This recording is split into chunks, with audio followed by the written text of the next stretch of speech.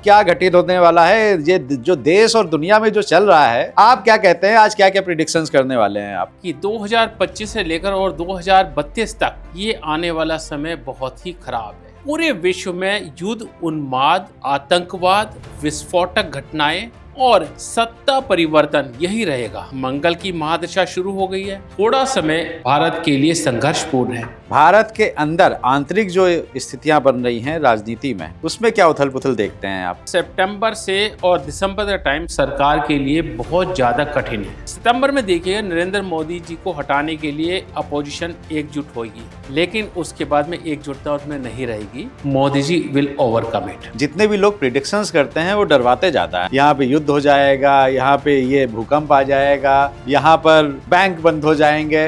ये क्यों डराते हैं आप लोग? मेष राशि क्या होती है? एक तो लावा को रिप्रेजेंट करती है और साथ में पृथ्वी की सतह को। शनि देव क्या है? भार के कारक है। जब मेष राशि पर शनि देव आएंगे, भार के कारक होंगे, वोल्केनिक इरप्शन होगी। वोल्केनिक इरप्शन के साथ साथ शनि देव रेट्रोग्रेड होकर पाइसेस में जाएंगे, मीन राशि में। बहुत से एस्ट्रोलॉजर्स ने कहा था कि सोने की कीमतें आसमान छुएंगी, सोना 3 लाख होगा, 4 लाख होगा, 5 लाख होगा। अब आप क्या कहते हैं सोने को लेकर? जब मेष राशि में शनि देव आएंगे ना, stock market, real estate, banking sector, ये सब के सब फ्लॉप होंगे। अगर आपसे मैं पूछूं कि आगे चलकर शेयर मार्केट का क्या हाल होने वाला है? जब भी राहु देव इसमें आएंगे नक्षत्र में, तब इन चीजों में कुछ ना कुछ परिवर्तन होगा। शेयर मार्केट पहले बढ़ेगी और उसके बाद all of a sudden crash होगा।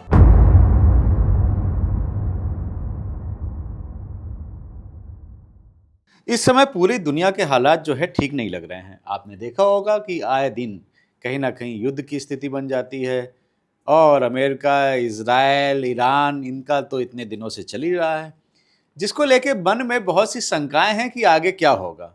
भारतीय राजनीति में भी बहुत सी उथल पुथल देखने को मिल रही है। अभी आपने देखा होगा कि दिल्ली में इतना बड़ा आंदोलन कॉकरोच जनता पार्टी की तरफ से किया गया। धर्मेंद्र प्रधान जी का इस्तीफा भी हो गया। क्या इस तरह की भविष्यवाणियां कोई पहले से कर सकता है? कोई प्रिडिक्ट कर सकता है कि धर्मेंद्र प्रधान इस्तीफा देंगे या नहीं देंगे?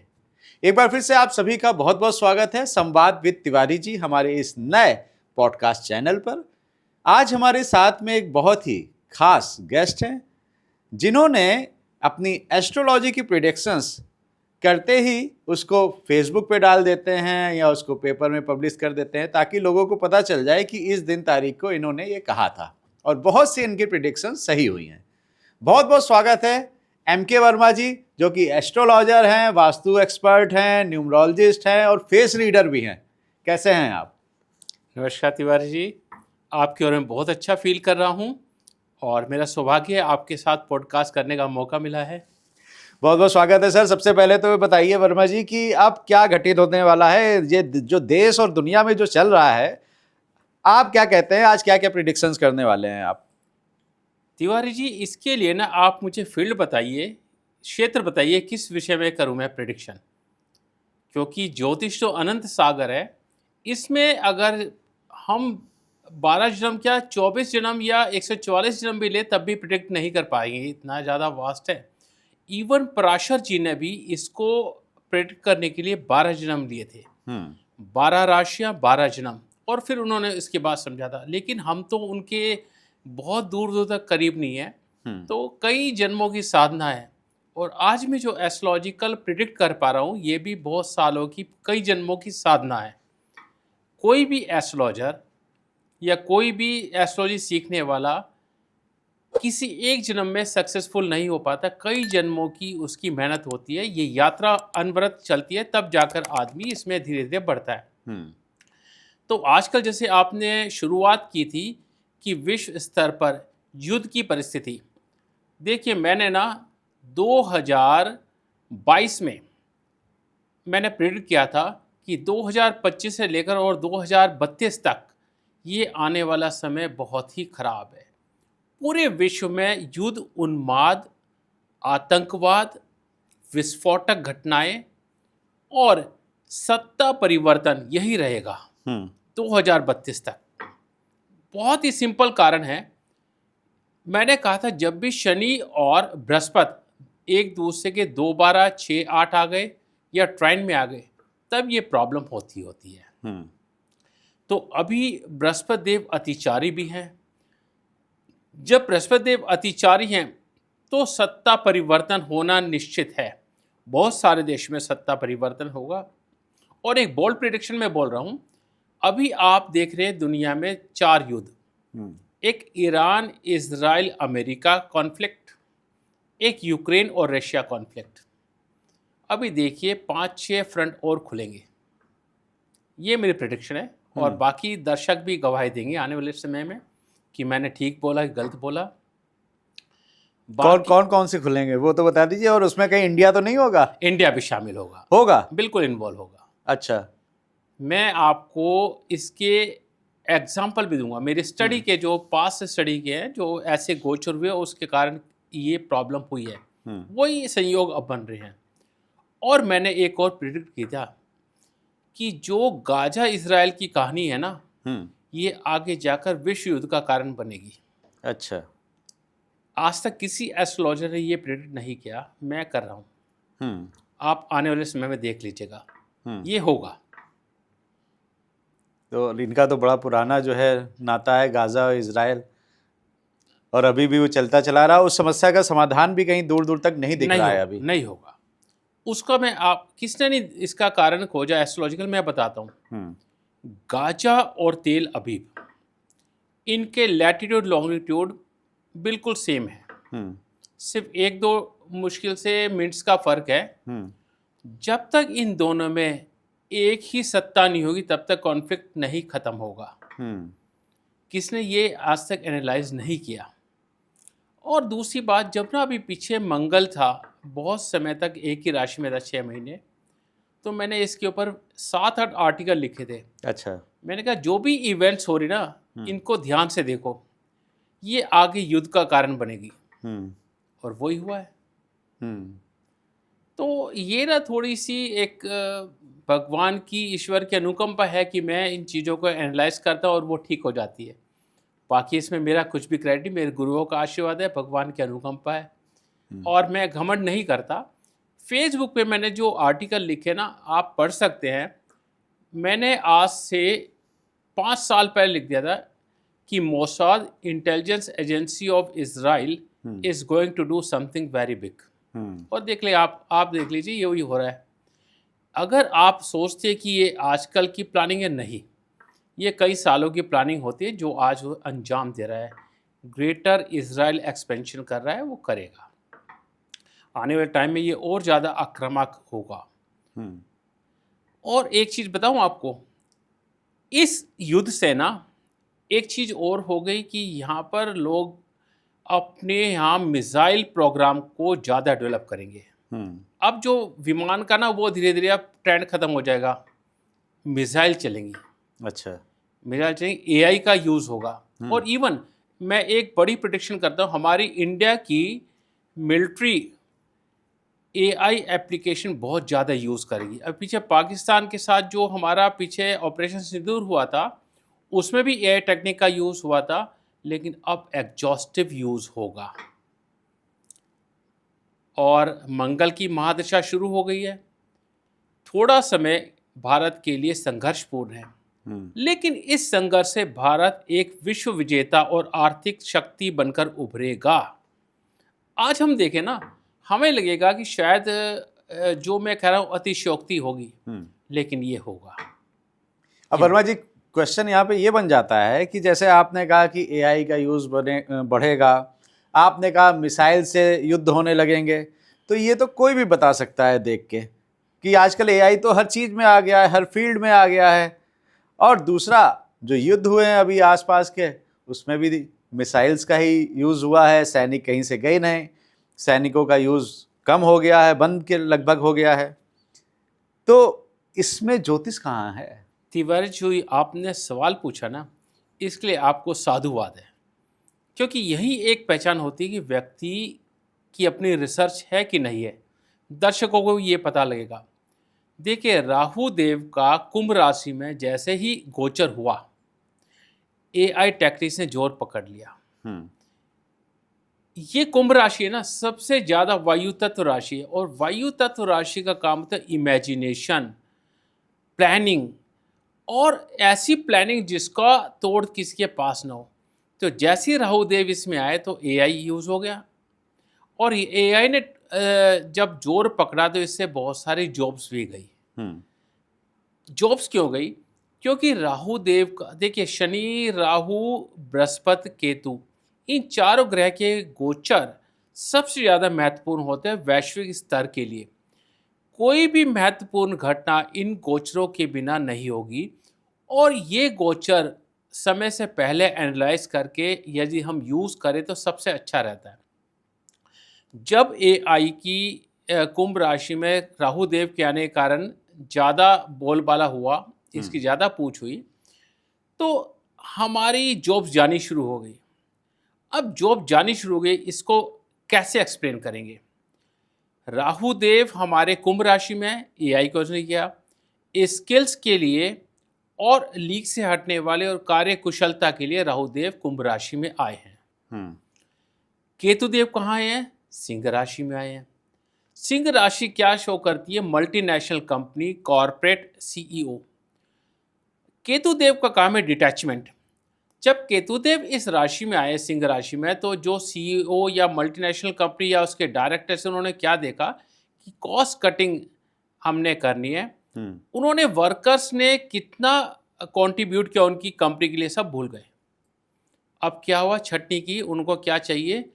कॉस्ट कटिंग चाहिए, स्किल्ड उनको वर्कर चाहिए, जो एक वर्कर कहीं कहीं काम कर सके।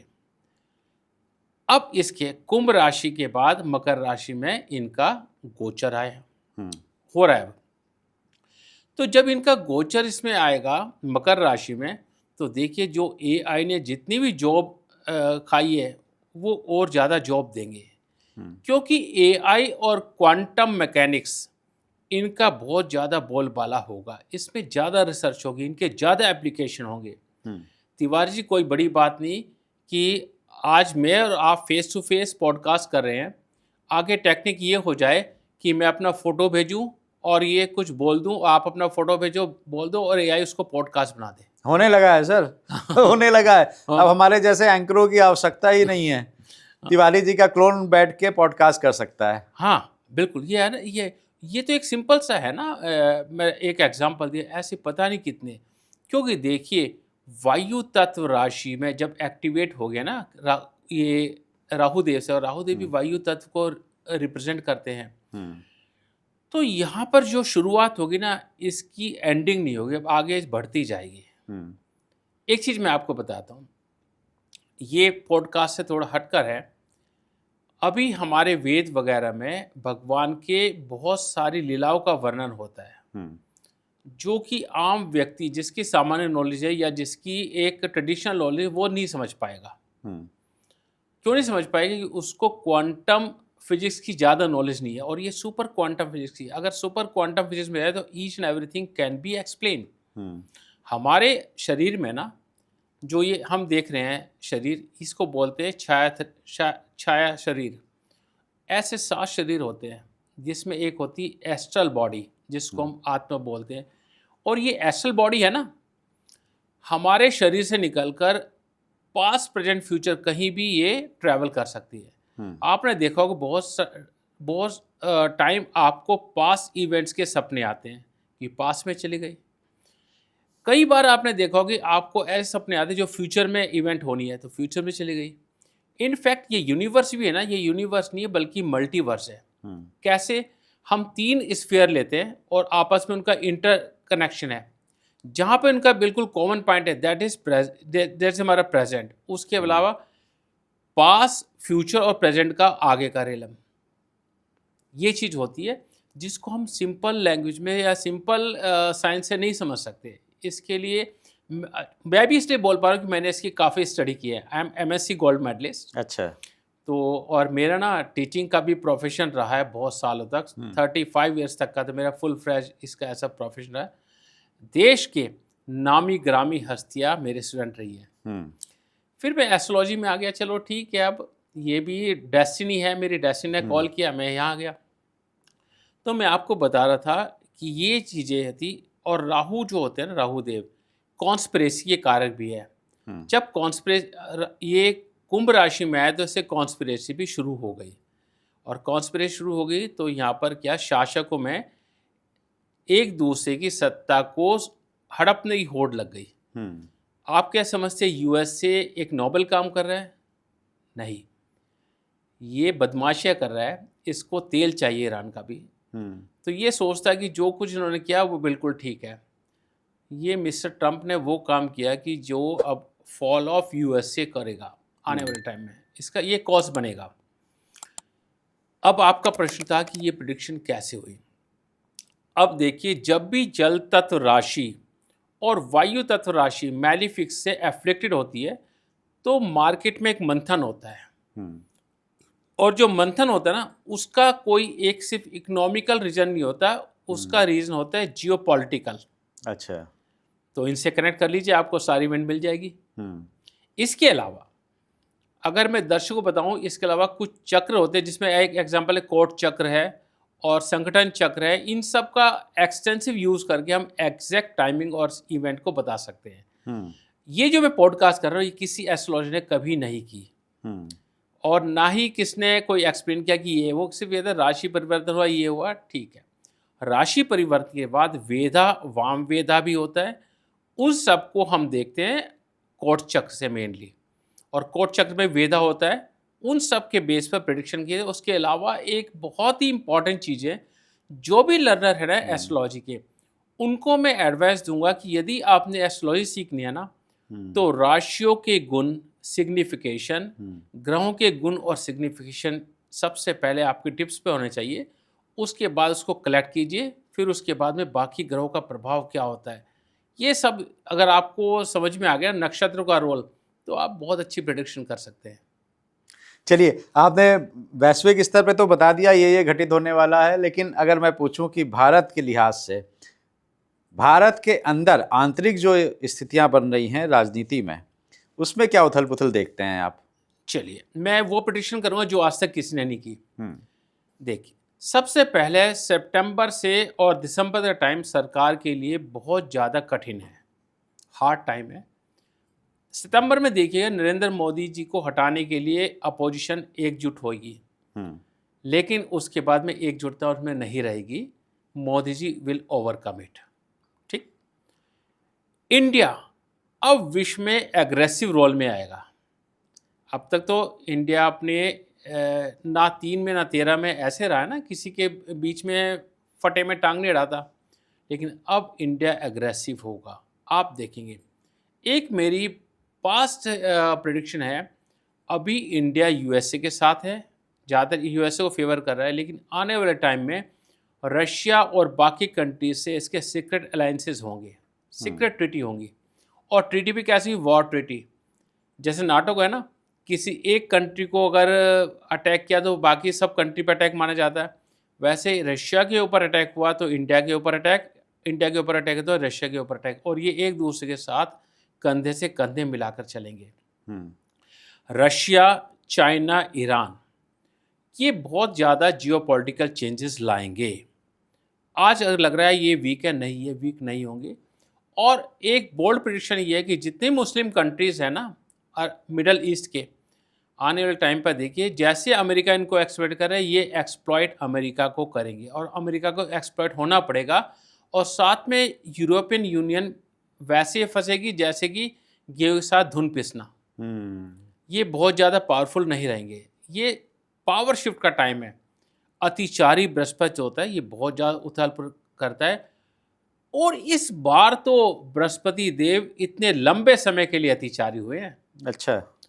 तो ये कुछ कहता है। आकाशीय लक्षण देखेंगे, आकाशीय लक्षण के ऊपर भी हम प्रेडिक्ट कर सकते हैं, वो खैर दर्शकों को नहीं समझ आएगा क्या होता है। भद्रबाहु संहिता में बहुत सारे ऐसे सूत्र लिखे हैं जो आजकल बिल्कुल सेट हो रहे हैं, अप्लाई हो रहे हैं बिल्कुल। इसके अलावा अब आपने पूछा भारत में मैं क्या क्या देखता हूँ। अभी भारत में ना बैंकिंग नियम जो होंगे वो थोड़े कड़े होंगे, बाजार में उथल पुथल होगी। 2028 से 2030 के बीच में मार्केट में एक बहुत बड़ी शेयर मार्केट में गिरावट देख रहा हूँ। रियल इस्टेट में जैसे रेरा आ गया ना, आने वाले समय में इसके नियम और मजबूत होंगे और जो प्रॉपर्टी फ्रॉड होती है ना, ये प्रॉपर्टी फ्रॉड होना बंद हो जाएगा, प्रॉपर्टी फ्रॉड बहुत कम हो जाएगा। इसके अलावा technical share, defence share, AI, quantum science से रिलेटेड शेयर्स, इन सब में बोलबाला रहेगा। मार्केट क्रैश भी हो जाए, ये क्रैश बहुत कम होंगे और रिकवरी इनकी बहुत ज़्यादा होगी। अब एक और प्रेडिक्शन कर देता हूँ, 2030 के बाद मार्केट फिर दोबारा उठकर खड़ी होगी। सोना, बृहस्पति देव जब अतिचारी होते हैं ना, सोने की कीमतें बढ़ती हैं। अभी थोड़ी स्टेबल हुई है, आप देखना 2028 से 2030 के बीच में ना सोना खरीदना मुश्किल हो जाएगा। रियल इस्टेट में अभी बहुत ज़्यादा प्राइस का इन्फ्लेशन हो रही है। जब शनिदेव मेष राशि में आएंगे तो ये मार्केट का बुलबुला फटेगा, ठीक है। टियर 2 टियर 3 सिटीज़ में डेवलपमेंट होगा, इंफ्रास्ट्रक्चर होगा, लॉजिस्टिक हब बनेंगे, वहाँ पर तो डेवलपमेंट होगी। जो भी हमारी एक्सपेंसिव प्रॉपर्टीज़ है उन सब में बूम आएगा। बाकी जो दूसरी प्रॉपर्टी वो थोड़ी स्लम्प जाएगी। जॉब में अभी थोड़ा सा मार्केट में मंथन होगा, लेकिन एआई जॉब देगा। आने वाले टाइम में मैं देखता हूँ एक बहुत इम्पॉर्टेंट चीज़ जो भारत की राजनीति में देखता हूँ, जैसे शनिदेव 2028 में 27 के बाद आएंगे, तो जब आएंगे ये मेष राशि में, देखना कि जो पुराने पॉलिटिशियन हैं ये धीरे धीरे वैनिश होने शुरू हो जाएंगे और इसके यहाँ युवा पॉलिटिशियन आएंगे, एफिशिएंट पॉलिटिशियन। ये कब चालू हो रहा है? अभी ये दिसंबर 2027 के बाद इसका असर देखना शुरू हो जाएगा। मुश्किल से 1 सवा साल है। तो बहुत से लोग प्रधानमंत्री मोदी जी को लेके कहते हैं कि वो इस्तीफा दे देंगे, कार्यकाल पूरा नहीं करेंगे। मुझे कम लगता है उम्मीद ऐसी। मैंने देखिए फेस रीडिंग वाले पॉडकास्ट में कहते हैं मोदी जी कहीं जाने वाले नहीं, बाकी तो ईश्वर है उसके हाथ में। लेकिन मेरी अपनी कैलकुलेशन, मेरी प्रेडिक्शन और उनकी फेस रीडिंग एनालिसिस बताती है वो कहीं नहीं जाएंगे। एक और चीज़, 2030 के बाद में ना एक ऐसा सेंट्रल हमारा गवर्नमेंट का सिस्टम इतना स्ट्रॉन्ग होगा, वो भारत को ऐसी बुलंदियों पर लेकर जाएगा कि पुराना गौरव हमारा वापस आ जाएगा। और जितने भी आजकल देखते हैं पॉलिटिशियन जो करप्शन हो रही है या जो भी C grade D grade politician है, ये सारे वैनिश हो जाएंगे। इसके अलावा आने वाले टाइम में ना एजुकेशन में मैं चेंजेस देख रहा हूँ कि अब एक तो मिडिल स्कूल से ना कोडिंग शुरू हो जाएगी, कंपलसरी हो जाएगी, और एजुकेशन प्रैक्टिकल हो जाएगी। अब सब्जेक्ट वो पढ़ाए जाएंगे जिसमें स्किल्स हो, प्रोफेशनल स्किल्स हो, वो आप बहुत जल्दी देखेंगे।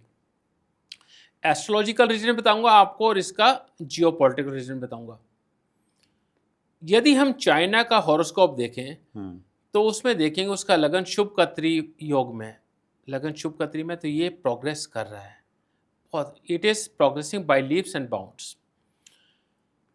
अब हमें इसको ओवरकम करने के लिए हमें वो चाहिए आगे जनरेशन जो स्किलफुल हो।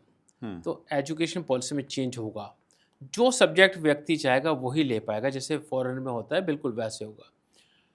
और बहुत सारे जो नॉन परफॉर्मिंग यूनिवर्सिटी है वो बंद हो जाएंगी, फॉरेन यूनिवर्सिटी बहुत ज़्यादा इंडिया में आएगी।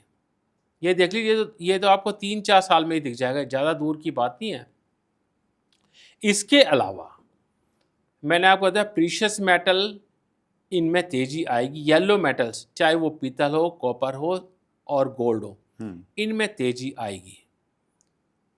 और इसके अलावा हमारी सीमाओं पर कुछ उपद्रव होगा, नॉर्थ ईस्ट में या बॉर्डर में प्रॉब्लम होनी है। वो अब ये युद्ध, आप मैंने प्रिडिक्ट किया था युद्ध हमारा शुरू हो चुका है। बेशक आज आपको प्रोक्स ना दिखे, लेकिन अप्रोक्स तो ये युद्ध हो गया है। प्रॉक्सी वार शुरू हो गई हमारी इंडिया से, पाकिस्तान से स्पेशली। आपने देखो ना, कोई अननोन गनमैन मार गया टेररिस्ट को, या जो उग्रवादी है, कोई जो डिफेम पीपल होते हैं। बस कि ज़्यादा आगे मैं नहीं बोलूँगा, ना मेरे देश के हित में है ना मेरी सरकार के हित में, लेकिन ये काम शुरू हो गया। एस्ट्रोलॉजी कहती है अब साइबर क्राइम इंडिया में बहुत मुश्किल हो जाएगा। हम्म, और आने वाले टाइम में देखिएगा, एक तो धर्म परिवर्तन जो हो रहा है ना, इस पे नकेल लग जाएगी। जो फॉरेन फंड्स आ रहे हैं ना, हम्म, फॉरेन फंड्स की चेकिंग होगी और ये धर्मांतरण के लिए यूज नहीं कर पाएंगे। अच्छा, अकाउंट फ्रीज हो जाएंगे उनके, जो मैल फैक्टर होंगे। हम्म, इसके अलावा धार्मिक उन्माद बढ़ेगा। इंडिया में गृह युद्ध जैसे हालात भी पक्के हैं, होने हैं। हम्म, अब सरकार उसको किस स्तर तक सोचती है, किस स्तर रोकेगी, वो सरकार के ऊपर, लेकिन ये डेस्टिन्ड है कि ये होंगे। इसके अलावा गवर्नमेंट बैंकिंग नियम और कॉरपोरेट नियम इतने सख्त करेंगे कि बेईमानी गुंजाइश नहीं रहेगी। और जिस भी देश की सरकार ने ऐसे स्टेप लिए उसमें प्रोग्रेस ही हुई है, चाहे वो रिपब्लिक ऑफ चाइना क्यों ना हो, उसकी भी प्रोग्रेस ये होगी। वहाँ पर जो कोई भी अगर गड़बड़ करेगा ना, उसको स्ट्रिक्ट पनिशमेंट मिलता है, कर ही नहीं सकते वो। चाइना के साथ हमारी वार होगी। अगर मैं बीइंग इंडियन ये कहूँ कि हाँ चाइना को हम डिफीट कर पाएंगे, हम चाइना की मुकाबला करेंगे, बराबरी पर करेंगे, नहीं चाइना इतनी जल्दी डिफीट नहीं होगा। आने वाले टाइम में जैसे जैसे इंडस्ट्रियल ग्रोथ होगी इंडिया में, तो हम उसको इकोनॉमिकली डिफीट करेंगे। कब हो सकती है चाइना की वार? चाइना की वार ऑन कार्ड्स है। ये शनिदेव का मेष राशि में गोचर वार करा देगा। अच्छा, और पाकिस्तान के साथ तो आप जब मर्जी हो जाइए तो पक्का है। और पाकिस्तान के साथ भी जो युद्ध होगा ना, वो एक तरह से इनडायरेक्टली चाइना के साथ ही है। चाइना यूएसए दोनों के साथ, क्योंकि वो दोनों इसको ना यूज़ कर रहे हैं पाकिस्तान को। बलूचिस्तान देर सवेरे इंडिया का एक प्रदेश बनेगा।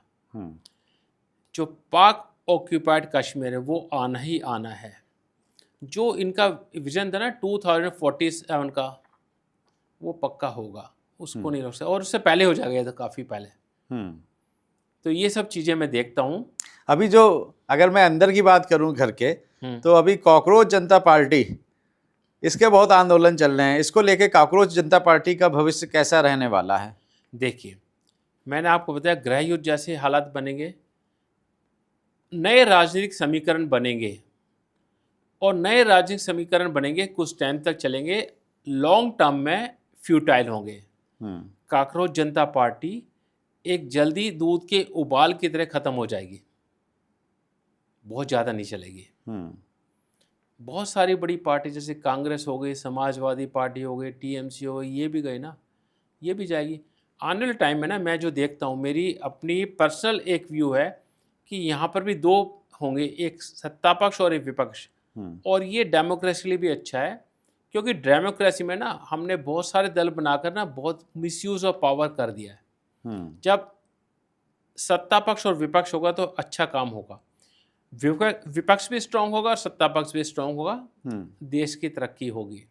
आमतौर पर जितने भी लोग प्रिडिक्शंस करते हैं वो डरवाते जाता है। आप बुरा मत मानिएगा, आपसे पहले भी इतने एस्ट्रोलॉजर आए, यहाँ पे युद्ध हो जाएगा, यहाँ पे ये भूकंप आ जाएगा, यहाँ पर बैंक बंद हो जाएंगे। ये क्यों डराते हैं आप लोग इतना? नहीं, मैं तो नहीं डरा रहा ना कोई। आपने भी जो बताया वो बड़े खतरनाक चीजें बताई हैं, कहीं युद्ध आपने करवा दिया? नहीं, मैंने नहीं कराया, ये सब ग्रहों की चाल है। और मैंने इसको एस्ट्रोलॉजी का रीजन भी आपको बता रहा हूँ कि ऐसे ऐसे होता है। अब जैसे एक एग्जांपल लेते हैं, शनिदेव जब मेष राशि में आएंगे ना, तो नेचुरल डिजास्टर होंगे, वोल्केनिक एरप्शन और सुनामी। अब आप पूछें कैसे? देखिए, मेष राशि क्या होती है, एक तो लावा को रिप्रेजेंट करती है और साथ में पृथ्वी की सतह को। शनिदेव क्या है? भार के कारक है। जब मेष राशि पर शनिदेव आएंगे, भार के कारक होंगे, वोल्केनिक इरप्शन होगी। वोल्केनिक इरप्शन के साथ साथ शनिदेव रेट्रोग्रेड होकर पाइसेस में जाएंगे, मीन राशि में। मीन राशि क्या रिप्रेजेंट करती है? समुद्र का गहरा जल। वहाँ पर शनिदेव गए, दबाव, सुनामी आएगी। तो इसमें मेरा कुछ नहीं है, ये तो ग्रहों की है। मैं बस कोशिश ये करता हूँ इसको पढ़ पाऊँ। तो और हमारा एक और अगर आप इतना बता सकते हैं तो थोड़ा सा एग्जैक्ट जगह भी बता दिया करिए कि यहाँ पर उत्तर प्रदेश के इस शहर में ये दिक्कत इस दिन होने वाली है, तो भाई कुछ लोग बच सकते हैं, उनकी जान बच सकती है। देखिए, इसके लिए मुझे उस शहर के लैटिट्यूड लॉन्गिट्यूड मिल जाएंगे, लेकिन वो शहर कब एस्टेब्लिश हुआ ये मुझे नहीं मिलेगा, तो उसका चार्ट मैं नहीं बना सकता।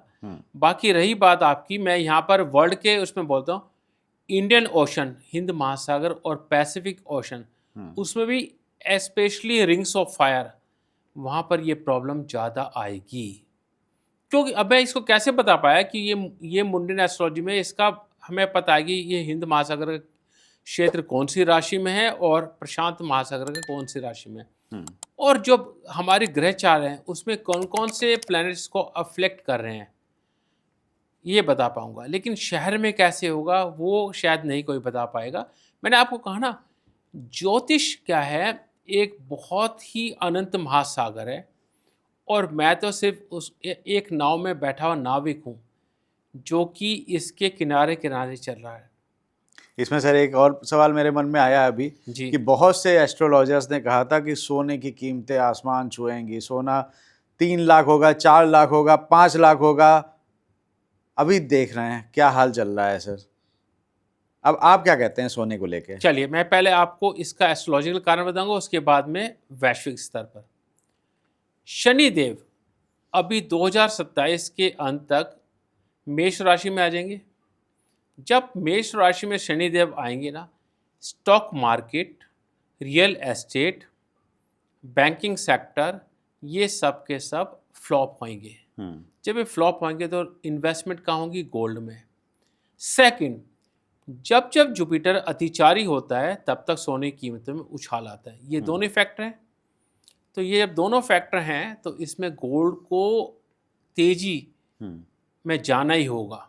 इसमें मेरी प्रेडिक्शन ये तो ग्रहों की चाल है, और आप देख लीजिए 2028 से 2030 तक गोल्ड इतना महंगा होगा कि आम व्यक्ति के वश में गोल्ड खरीदना नहीं होगा। अब कुछ लोग इसको स्पेकुलेशन वाइज लेंगे, तो मेरी एडवाइस है भैया, मेरी बात को स्पेकुलेशन के लिए मत यूज़ करो। हाँ, अगर आपके पास एक्स्ट्रा मनी है और आपको 10 साल तक यूज़ नहीं करना उसका, तो बेहिचक इसको आप गोल्ड में इन्वेस्ट कर दीजिए, अदरवाइज ना कीजिए। अगर आपसे मैं पूछूं कि आगे चलकर शेयर मार्केट का क्या हाल होने वाला है? शेयर मार्केट, चलिए इसका मैं आपको ना एक बहुत ही डिटेल बताता हूँ। राहु का धनिष्ठा नक्षत्र में प्रवेश अभी होने वाला है। धनिष्ठा नक्षत्र पहले बताते हैं क्या है। धनिष्ठा नक्षत्र मंगल का नक्षत्र है, मंगल में ऊर्जा होती है, लेकिन ये पड़ता है, इसके 2 चरण पड़ते हैं मकर राशि में और 2 चरण पड़ते हैं कुंभ राशि में। तो जब मंगल देव की राशि में राहु देव आते हैं तो सबसे पहले मंगल की एनर्जी को अडॉप्ट कर लेते हैं, और अडॉप्ट करना एक्स्ट्रा ऑर्डिनरी एक्सपेंशन शो करते हैं। कहाँ कहाँ? शेयर मार्केट में, मॉनेटरी चीज़ों में, इंफ्रास्ट्रक्चर में, रियल एस्टेट में, बैंकिंग में, इन सब में करते हैं। अब होता क्या है कि यहाँ पर राशि स्वामी जो है शनिदेव है। शनिदेव और मंगल देव की एनर्जी एक दूसरे के एंटी होती है। मंगल देव कहते हैं कि भाई तेजी चलो, और शनिदेव कहते हैं नहीं, रुको, संभल के चलो। तो इन दोनों एनर्जी में कॉन्फ्लिक्ट होता है, और जब इनमें कॉन्फ्लिक्ट होता है तो होता यह है कि धड़ाम से व्यक्ति गिरता है। जैसे यदि आप बहुत तेज भाग रहे हैं और बीच में किसने टांग अड़ा दी तो क्या होता है? गिरेंगे ही, गिरेंगे। हाँ। वो सेम होता है। ये मंगल की एनर्जी को आत्मसात किया इसने, हाँ। और ये दौड़ा राहु, शनिदेव ने टांग अड़ाई, तो मार्केट कोलैप्स होगी। 18.5 साल बाद ना, हर 18.5 साल बाद ऐसी इवेंट होती है। पहले मैं बताऊंगा इवेंट, उसके बाद इसका एस्ट्रोलॉजिकल कारण बताऊंगा। 2008 में सब प्राइम क्राइसिस हुआ था यूएसए में, बैंकिंग सेक्टर धड़ाम से गिरे थे। एक काम अच्छा भी हुआ था कि 2008 में ना ऐप स्टोर, प्ले स्टोर जो था ये लॉन्च हुआ था, तो दोनों चीज़ हुई। राहु की एक्सपेंशन भी हुई और राहु ने जो कोलैप्स किया मार्केट में वो भी हुआ। थोड़ा पीछे जाते हैं, 1989 और 1990 में क्या हुआ था कि एक तो बर्लिन वॉल कोलैप्स हुई थी, गिरी थी, और सोवियत रशियन जो थी ना उसमें कोलैप्स हुआ था, ठीक है, सत्ता परिवर्तन हुआ यहाँ बहुत तेज। पनामा कैनाल पर अमेरिका ने अटैक किया था। अब और पीछे जाते हैं 18.5 साल पहले, 1971, इसमें दो इम्पॉर्टेंट चीज़ हुई। एक तो वहाँ की जो प्रेसिडेंट है निक्सन, वो बैकआउट करेगी, अमेरिका गोल्ड के बदले शेयर नहीं देगा या शेयर के बदले गोल्ड नहीं देगा, वो उसने कैंसिल, इसको बोलते हैं निक्सन क्राइसिस। ये बड़ा हुआ।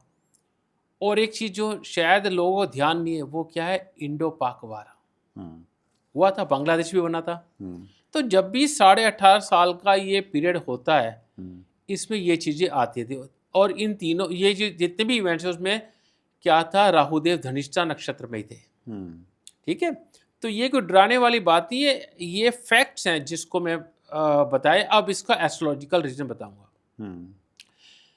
धनिष्ठा नक्षत्र के जो देवता हैं अष्टवसु हैं, उनमें उनका जो मेन इंपॉर्टेंट काम है, एक होता है फिजिकल गेन, मॉनेटरी, यश, धन, प्रकाश, जल, पृथ्वी। तो जब भी राहुदेव इसमें आएंगे नक्षत्र में, तब इन चीजों में कुछ ना कुछ परिवर्तन होगा। शेयर मार्केट पहले बढ़ेगी और उसके बाद all of a sudden crash होगा।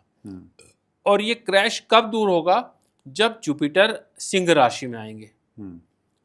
नोट कर लीजिए आप टाइम, एग्जैक्टली ऐसा ही होगा। अच्छा। और फिर इसके अलावा होता ये है कि जितने भी जियोपॉलिटिकल शिफ्ट्स हैं वो सारे इस पीरियड में होते हैं। जैसे मैंने बताया पनामा वार हुआ था, या सोवियत रशियन का विघटन हुआ था, ये सब इसमें ही हुआ था। तो आज भी यही हो रहा है।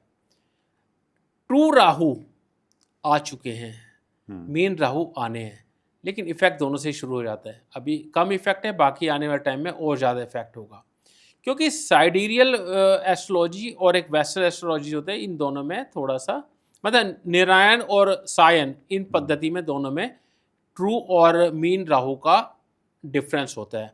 अच्छा, ट्रू जो वेस्टर्न एस्ट्रोलॉजी होती है ना, उसके अकॉर्डिंग शनिदेव मेष राशि में आ गए हैं, उसका इफेक्ट भी हमें दिख रहा है। और हमारी जो नारायण एस्ट्रोलॉजी है, उसके अकॉर्डिंग अभी आएंगे 2027 के अंत तक, तो तब प्रभाव और ज़्यादा होगा। तो ये सब चीज़ें होती हैं। इनको जितने भी एस्ट्रोलॉजिकल सिस्टम होते हैं ना, वो सब काम करते हैं, लेकिन हमारा जो इंडियन सिस्टम, वैदिक सिस्टम, ये सबसे अच्छा काम करता है। अभी आपने एक मुंडेन एस्ट्रोलॉजी का नाम लिया, ये क्या है?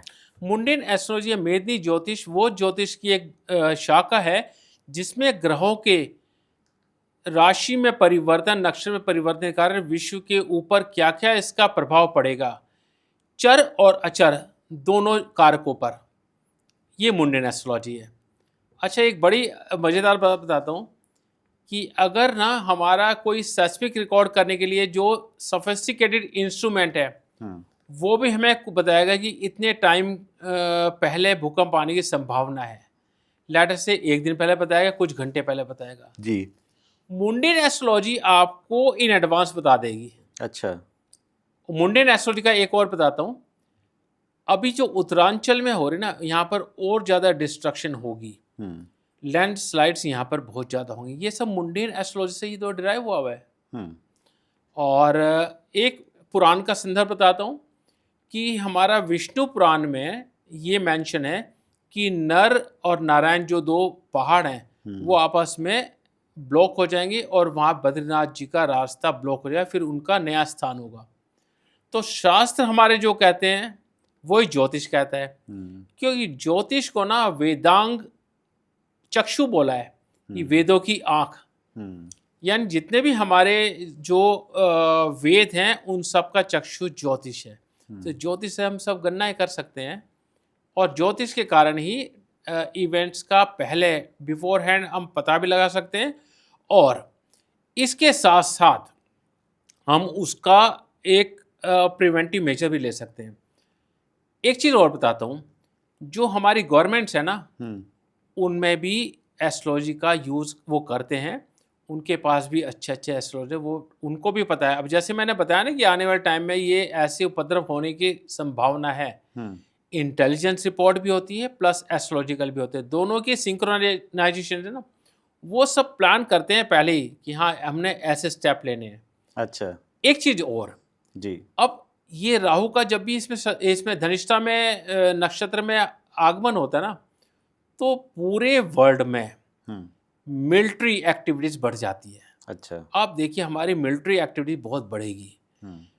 हमारे डिफेंस में वो चीज़ें होंगी, और ये मैं बिफोर हैंड प्रेडिक्ट कर रहा हूँ, हो भी चुकी है, जो गवर्नमेंट बाद में रिवील करेगी हमने ये चीज़ें डिस्कवर कर लिया, ये हमने ऐसे हथियार बना लिए। एक चीज़ और है, अब ना वर्ल्ड में ऑटोमेटेड वेपन्स के ऊपर ज़्यादा एम्फेसिस होगा। हुँ। जितनी भी कंट्रीज है, चाहे जो मर्जी हो, हर एक का डिफेंस बजट बढ़ेगा।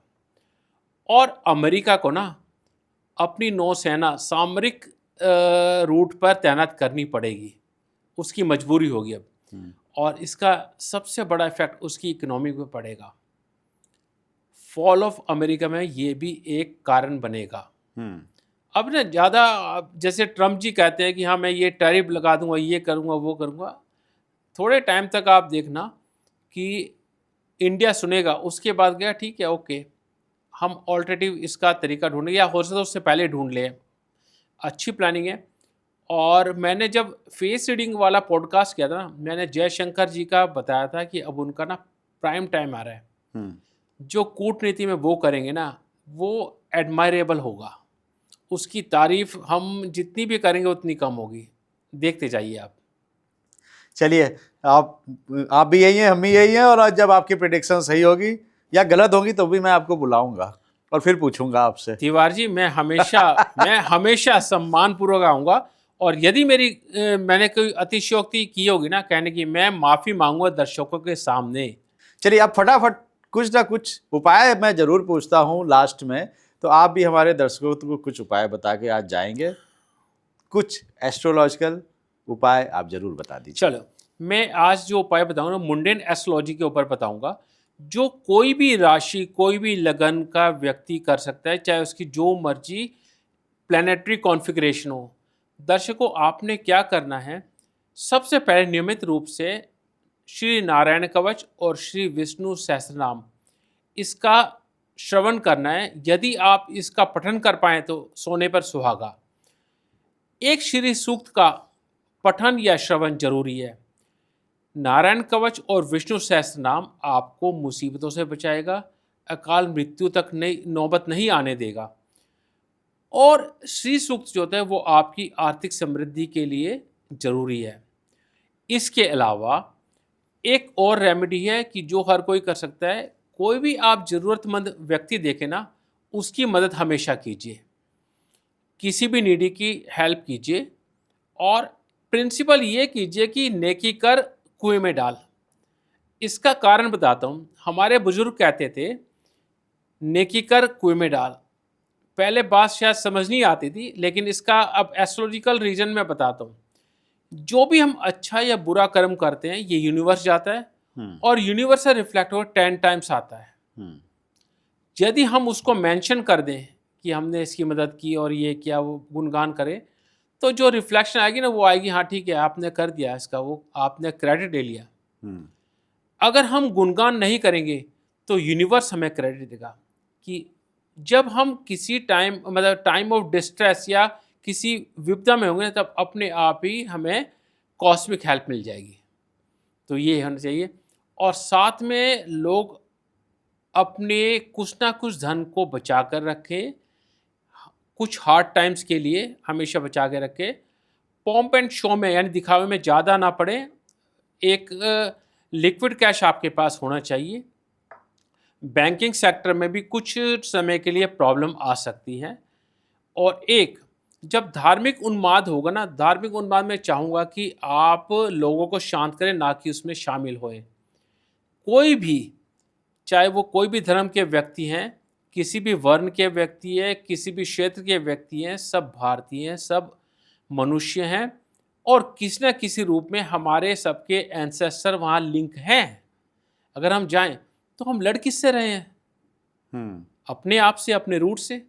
बजाय इसके कि शांत करे। किसी यदि ना किसी को, किसी पक्ष को कोई प्रॉब्लम आ रही है, उसको समझाएं कि हाँ वो ठीक है, यहाँ पर आप सही, यहाँ पर आप गलत हैं, बैठ के समाधान करते हैं।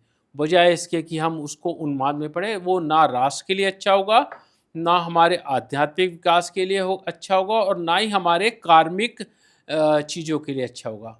तो ये छोटी छोटी चीज़ें हैं जो करें, और नियमित अगर करेंगे तो बहुत अच्छा होगा। इसके अलावा एक लास्ट चीज़ और है जो मैं करता हूँ, वो मैं बता दूँ। मैं जब भी जाता हूँ ना, या कहीं, एक तो मैं सुबह के टाइम ना भगवान श्री राम के राम नाम लिखता हूँ, और बहुत इसका मुझे फ़र्क पड़ा है।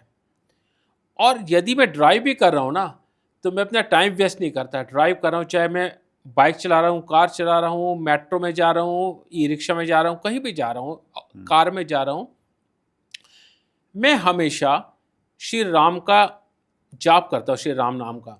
कैसे करता हूँ? मैं एक बार में 6 बार बोलता हूँ, राम राम राम राम राम राम एक, ऐसे 6 बार बोल दिए, और इसको 108 बार करेंगे तो 6 माला मेरी हो गई। और कोशिश करता हूँ मैं दिन की 50 मालाएं हो जाएं। चलिए, ये तो बहुत अच्छा है, और जो उपाय बताए आपने वो भी बड़े आसान से उपाय हैं, कोई भी कर सकता है। आज आपने देखा कि वर्मा जी ने इतनी अच्छी अच्छी भविष्यवाणियाँ भी करी हैं, और इनकी भविष्यवाणियाँ कितनी सही होती है, कितनी गलत, इसको हम जरूर देखेंगे और इनको फिर बुलाएंगे संवाद विद तिवारी जी अपने चैनल पर। कैसा लगा आज का पॉडकास्ट, हमें कमेंट करके जरूर बताइएगा। अगर अभी तक आपने हमारा चैनल सब्सक्राइब नहीं किया है तो सब्सक्राइब जरूर कर दीजिए, ये हमारा नया चैनल है। और अपनी सेहत का बहुत बहुत ध्यान रखिए।